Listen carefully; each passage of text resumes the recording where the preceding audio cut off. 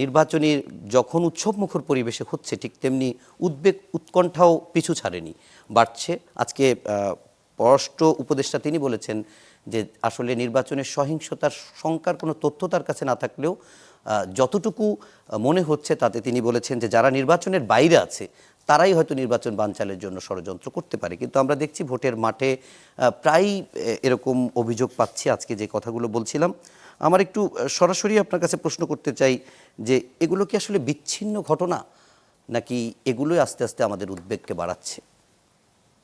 জি, মুকসিমুল হাসান, আপনাকে ধন্যবাদ আমাকে ইনভাইট করার জন্য। আজকে আমরা যখন এই আলোচনাটা শুরু করলাম তখন মানে অত্যন্ত দুঃখজনক একটা ঘটনা যেটা আমাদের সামনে আসছে, সেটি হলো যে নির্বাচনী প্রচারণা শুরু হওয়ার পরে রাজনৈতিক সংঘর্ষে this is the first time আমরা একটা মৃত্যুর ঘটনা দেখলাম। আজকে সন্ধ্যার দিকে হচ্ছে আপনার বিএনপি এবং জামাতের মধ্যে একটা বড় মাপের সংঘর্ষ হয়েছে শেরপুরে, এবং সেই সংঘর্ষে বিএনপির সন্ত্রাসীদের হামলায় জামাতের উপজেলা সেক্রেটারি তিনি হচ্ছেন আপনার শাহাদাত বরণ করছেন। This is the first time আমরা একটা হত্যার ঘটনা দেখলাম। এটা অত্যন্ত দুঃখজনক। এখন এখান থেকে যেটা প্রশ্ন সেটা হলো যে ধীরে ধীরে আমরা কি নির্বাচনকে সামনে রেখে একটা রাজনৈতিক সহিংসতার মধ্যে যাচ্ছি কিনা। এটাকে আমি বিচ্ছিন্ন ঘটনা হিসেবে দেখবো না, এই কারণে কারণ আমাদের রাজনীতিতে একটা লম্বা সময়ের কালচার কিন্তু আছে সহিংসতার। আপনি যদি এর আগের নির্বাচনগুলো দেখেন, ইভেন 1991 সালের নির্বাচনেও রাজনৈতিক সহিংসতা, আমি একটা স্ট্যাটিস্টিক্স দেখলাম 49 জন 49 পিপল আপনার 1991 মারা গেছে। সেম জিনিস পরবর্তীতে আপনি যদি প্রত্যেকটা নির্বাচনে দেখেন তাহলে আমরা দেখবো যে এই ধরনের রাজনৈতিক সহিংসতা এখানে আছে। তারপরে আরেকটা স্ট্যাটিস্টিক্স যেটা আমাদেরকে খুব ভাবাবে, সেটা হলো আমরা যদি রাজনৈতিক সহিংসতার স্ট্যাটিস্টিক্স গত এক বছরে দেখি 2025 সালে হিউম্যান রাইটস সাপোর্ট সোসাইটি তাদের হিসাব অনুযায়ী 2025 সালে 914টা রাজনৈতিক সহিংসতার ঘটনা ঘটছে এবং তাতে 133 জন মারা গেছে। এর মধ্যে একটা লম্বা অংশ হচ্ছে বিএনপির ইনফাইট, আভ্যন্তরীণ দ্বন্দ্বে একজন আরেকজনের সাথে মারা গেছে। তারপরে রিসেন্টলি আমরা যখন নির্বাচনী প্রচারণা দেখলাম, অনেকগুলো জায়গায় আমরা দেখছি যে ছোটখাটো সহিংসতা হয়েছে। জামাতের নারী কর্মীদের উপর অনেক জায়গায় খুব সিস্টেম্যাটিক এবং টার্গেটেড অ্যাটাক হয়েছে। বিএনপি জামাতের ছোট ছোট অনেকগুলো সংঘর্ষ হয়েছে, এবং আজকে শেরপুরের ঘটনার মধ্য দিয়ে এটা এমন একটা জায়গায় এসে দাঁড়াইলো যেটাকে আমরা ইগনোর করতে পারবো না। এখন আমার বোধ হয় যে আমাদেরকে খুব বড়ভাবে এই প্রশ্নটা তুলতে হবে যে নির্বাচনের সহিংসতা যদি এভাবে চলতে থাকে তাহলে আমরা যে একটা ভালো নির্বাচন চাচ্ছি এই নির্বাচনটা আমরা পাবো না। তার ফলে নির্বাচন কমিশনকে এখানে ইন্টারফেয়ার করতে হবে, আইন শৃঙ্খলা পরিস্থিতির জায়গা থেকে নির্বাহী বিভাগকে আপনার ইন্টারফেয়ার করতে হবে, এবং রাজনৈতিক দল হিসাবে বিএনপির এবং জামাতের এই দুজনের দায়িত্বশীল আচরণ করতে হবে। যদি আমি এখনো তো খুব কুইকলি ডেভেলপিং স্টোরি, সবকিছু ভেরিফিকেশন করা সম্ভব না, কিন্তু খুব সম্ভবত বিএনপি আপনার শেরপুরের কমিটি স্থগিত করছে। জি, আমি জানি না আপনি যদি হ্যাঁ, জি, ভেরিফিকেশন করতে পারেন, স্থগিত করেছে। জি, ইফ দ্যাট ইজ রাইট, আমি বিএনপিকে অ্যাপ্রিসিয়েট করবো। এটা অত্যন্ত বোল্ড এবং সেন্ট্রাল বিএনপির দিক থেকে অত্যন্ত বোল্ড এবং স্ট্রেট ফরওয়ার্ড অ্যাকশন।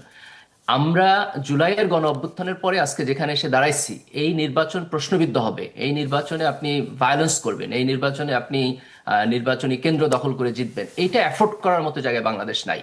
আমাদের একটা সুষ্ঠু নির্বাচনের মধ্য দিয়ে একটা সুষ্ঠু রাজনৈতিক জায়গায় গিয়ে দাঁড়াতে হবে। আজকে শেরপুরে যে ঘটনা ঘটছিল অত্যন্ত দুঃখজনক।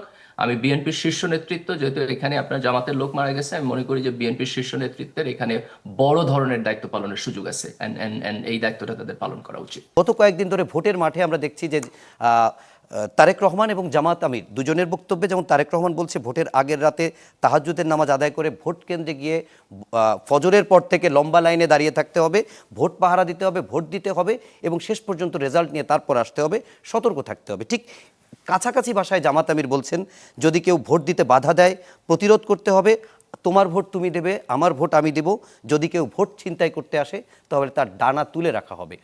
এই যে একটা এটি কি প্রধান দুই রাজনৈতিক দলের এখনকার যারা মাঠে আছেন তাদের শীর্ষ নেতাদের বক্তব্য যখন এরকম, এটি কি অতিরিক্ত সতর্কতা নাকি কোনো অশনি সংকেত দেখছেন? কেন তারা বারবার নেতাকর্মীদের এভাবে সতর্ক করছেন?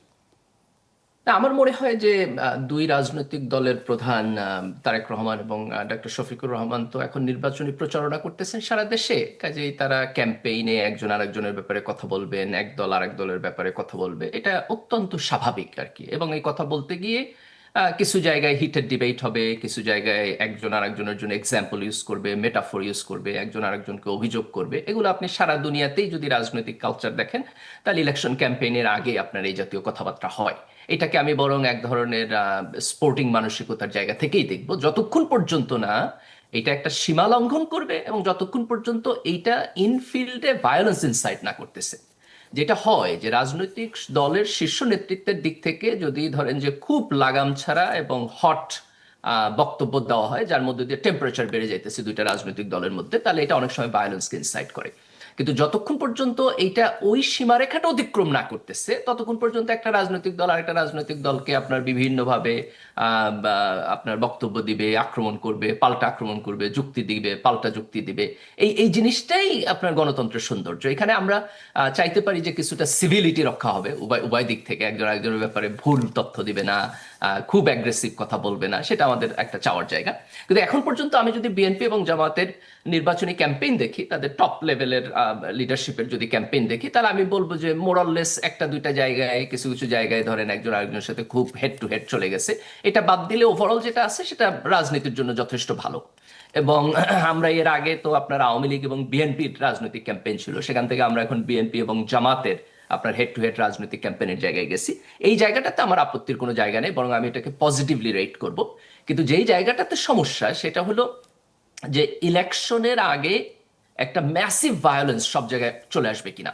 দেখেন, এটাকে আমরা যদি মানে খুব আইডিয়াল জায়গা থেকে মনে করি যে এটা কেন হবে, এটা মনে করার কোনো কারণ নেই, কারণ বাংলাদেশের রাজনীতিতে এটা সবসময় হয়েছে।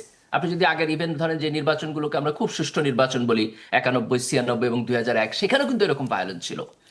প্রশ্নটা হলো যে জুলাইয়ের পরে আমরা যে নতুন জায়গায় এসে দাঁড়াইছি, এইখানে আমরা এইটাকে অতিক্রম করে আরেকটু বেটার জায়গায় গিয়ে দাঁড়াইতে পারি কিনা, সেটা ছিল আমাদের পয়েন্ট।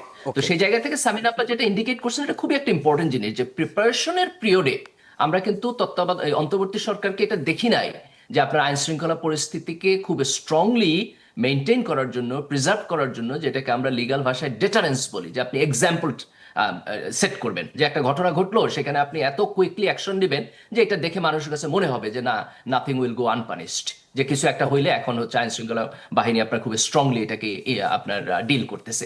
এই এক্সাম্পলটা আমরা দেখি না, এবং সেখান থেকে এখন ভয় হইলো যে আপনি যত নির্বাচনের কাছে যাবেন তত তো আপনার স্টেক হাই, তাই না? ধরেন একজন এমপি ইলেকশন করতেছে, এখন পর্যন্ত সোবার আছে, ভদ্রলোক আছে, কিন্তু নির্বাচনের দিন কি সে ভদ্রলোক থাকবে কিনা, নির্বাচনের আগের দিন সে ভদ্রলোক থাকবে কিনা, নাকি সে মনে করবে যে না, আমি আমার ভায়োলেন্সের যতখানি ক্যাপাসিটি আছে তার সবকিছু আমি ইলেকশন চুরি করে জিতবো।